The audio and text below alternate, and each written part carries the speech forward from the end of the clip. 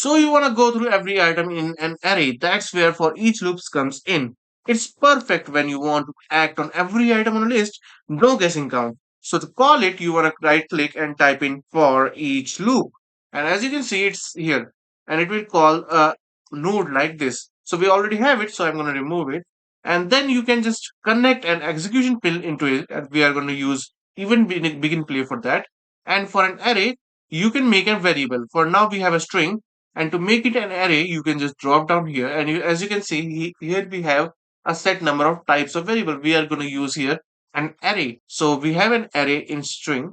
We will get it and then we will connect into an array. So now we don't have any value in it. So I just compiled it and then add like four of these and type in like quad and then WSD and then like XYZ. Okay, it's not Z. It's not even XY. So you just X, Y, and Z. So now we have three items in our array and what we want is to print them. So we'll use print string and then we will just connect the string into it. And you can also print the index number. So just to demonstrate, I will use another print string and at this time I will correct the array index. And whenever the action is, you can say it's just converted it to a string.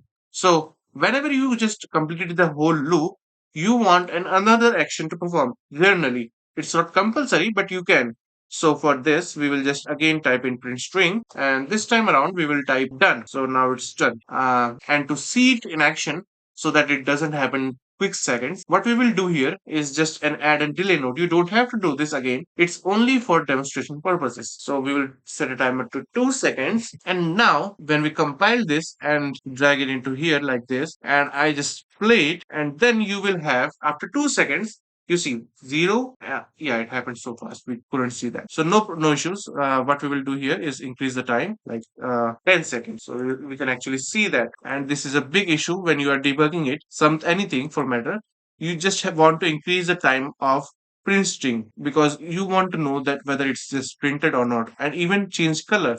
For example, we are changing it to green here. So we know it's done. Now compile it again and we will play it. As you can see, after 2 seconds, we have 0, the first name we put into the array, then 1, then 2. And whenever the whole thing is completed, it says done. And you will use for each loop for checking inventory item, updating enemies on screen in minimaps, or cycle through UI slots. So it's a very useful node. You will use it constantly when you are building a game. So, and hey, if you like seeing these nodes in action, check out the game I'm building, Reborn the Evil Being. It's all blueprint under the hood, and the demo is free to play on Steam. Hope that helps, and as always, I hope you have a great day, and I'll see you around.